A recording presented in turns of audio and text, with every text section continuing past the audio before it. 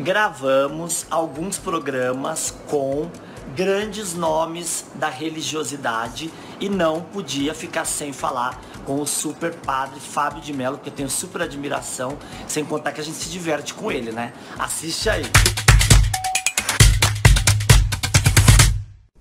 Tô muito feliz e honrado porque tô aqui com o padre Fábio de Mello e eu falei pro padre que eu fui batizado lá na Aparecida do Norte, tomara que a minha madrinha veja, e eu sempre fui criado dentro desse conceito da Igreja Católica. E a espiritualidade é uma coisa muito interessante, né? Mas a pessoa que frequenta a igreja está espiritualizada? Não necessariamente, né? Eu costumo dizer, aliás, é uma diferenciação que eu gosto de fazer muito, que eu acho que é libertária. A religião é um lugar privilegiado de espiritualidade, mas não é garantia de que toda pessoa que é religiosa esteja sendo espiritualizada. A espiritualidade é tudo aquilo que sopra sopro dentro de nós, que nos ensina a viver, que nos ensina a conviver, que nos faz amantes da vida, que nos faz ficar apaixonados pelas questões humanas. Isso é espiritualidade, que um ateu precisa ter, por exemplo. Um ateu pode chegar à espiritualidade por meio das artes, por meio do conhecimento.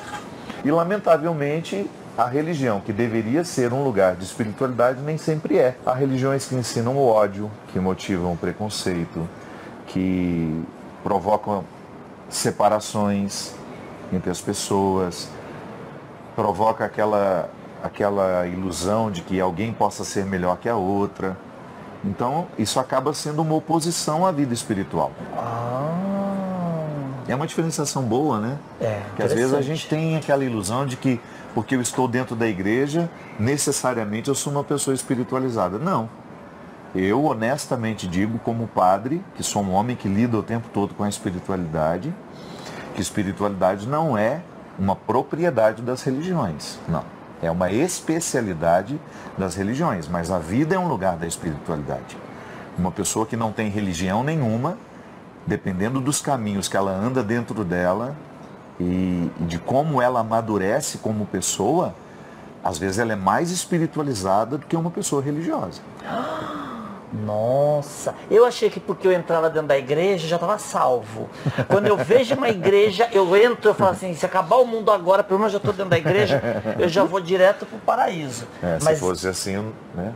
Se fosse assim, seria fácil. Não é entrar dentro da igreja, é a igreja que tem que entrar dentro de nós. E igreja enquanto tudo aquilo que de bom aquela religião ensina. Eu sou cristão, o cristianismo faz sentido para mim. As palavras de Jesus me motivam a viver. Por que Jesus nos salva? Porque Ele morreu na cruz? É a primeira resposta, é a mais simples. Não só por isso.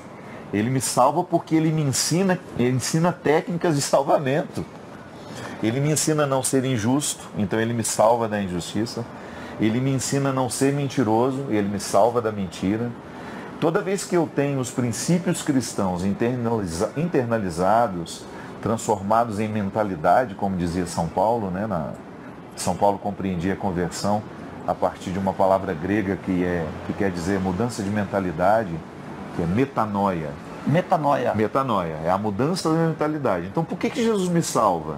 Porque Ele me faz pensar de um jeito novo, porque Ele me faz pensar de um jeito diferente, porque quando eu estou mergulhado nos meus sofrimentos, eu interpreto os meus sofrimentos como uma oportunidade de superação, da mesma forma como uma pessoa pode me salvar com um conselho que me dá. Às vezes eu estou completamente cego, incapaz de resolver aquele problema, uma pessoa vem e me diz uma palavra sábia, que talvez eu já tenha até escutado muitas vezes aquilo, mas eu escuto de um jeito tão novo que aquilo provoca em mim um rio de mudanças. Aquela palavra me salvou. Eu não sou um papagaio que repete o que não acredita. Quando eu falo, é porque de fato eu acredito naquilo que eu estou falando. Porque ser cristão, Proença, não é fácil. É você assumir o compromisso de ser Jesus de novo. Na sua maneira de pensar, na sua maneira de falar, na sua maneira de sentir e de agir. Que são os 4 pilares da vida humana. Pensamento, sentimento, a palavra e a ação. Então, se eu quiser ser cristão, eu tenho que ser nos 4 pilares. Não adianta eu sentir como Jesus, mas não pensar como Ele. Não adianta eu pensar como Ele, mas não sentir como Ele. Então, é uma transformação total. Que depois que eu estou transformado na maneira como falo, ou melhor, como sinto e como penso, o meu agir e a minha fala já ficam diferentes, já ficam naturalmente transformadas. Eu acho que toda religião, em última instância, quer fazer isso com as pessoas. Transformar o pensamento, o sentimento, a palavra e a ação. Que é para nos tornar pessoas melhores, né? Porque se eu sou religioso, mas a minha religião não me transforma numa pessoa boa, numa pessoa honesta, numa pessoa justa, eu até brinco, num bom vizinho para os outros, se a minha religião não me transforma num bom vizinho para os meus vizinhos, eu preciso questionar o valor dela na minha vida. E hoje a internet convida as pessoas para aparecerem, para se mostrar. Então, hoje existe um culto do bem-sucedido, a pessoa mostra o carro, mostra a festa, mostra a foto da timeline da paisagem mais linda que ela foi. E tudo bem fazer isso, mas parece que antes a gente tinha que ser humilde, tinha que ser simples, mas mudou ou continua sendo? Não, eu acredito que o cristianismo não tem alterado 1 centímetro de sua proposta. Ele continua sendo um convite à simplicidade, um convite à solidariedade, um convite à vida de sabedoria. Nesse período medieval, que teve essa característica, muitos santos nasceram, cresceram e tiveram as suas vidas numa forma de combater essa mentalidade. Combater. De combate a essa mentalidade mundana, dos excessos, e optando por uma vida mais regrada. Então, a santidade, de maneira muito especial na Idade Média, foi muito marcada por pessoas que levaram à radicalidade essa vida simples, essa vida regrada, que tem um valor absurdo na vida humana. Agora, esse advento da superexposição, que aliás é muito democrático, todo mundo se expõe como quer, praticamente temos um canal de televisão nas nossas mãos, nos nossos celulares, as nossas redes sociais, você se mostra para muita gente, ali eu acho que já entra mais uma regra do bom gosto, sabe? Já nem acho que é uma questão de santidade. Primeiramente que eu acho que aquilo que você tem deveria satisfazer a você. Eu acho muito estranho que quando o que a gente conseguiu materialmente na vida, fica mais importante mostrar para os outros do que necessariamente ter. Já existe um desvio estranho aí, né? Alguma coisa que não está muito no lugar. Tá bom, eu consegui, eu trabalhei, eu tenho isso, tenho aquilo. Entre ter e ter a necessidade de ter, pode ser que exista ali alguma coisa em nós que ainda precisa ser curado. Então, às vezes eu acho que hoje nós podemos viver a santidade com os novos formatos, sim. Inclusive observando que às vezes essa ostentação, de maneira especial num país pobre como o Brasil, pode ser muito ofensiva a quem não tem. Eu não sei se você acompanhou, durante a pandemia, no auge da pandemia, eu fiz um texto que estava me incomodando muito.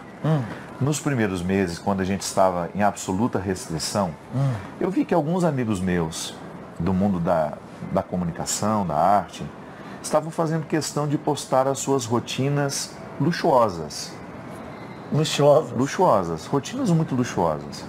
Rapaz, a mim incomodava um pouquinho, porque eu pensava naquelas famílias que estavam precisando passar por aquele momento, passando fome, desempregada. Famílias que às vezes estavam confinadas em pouquíssimos metros quadrados.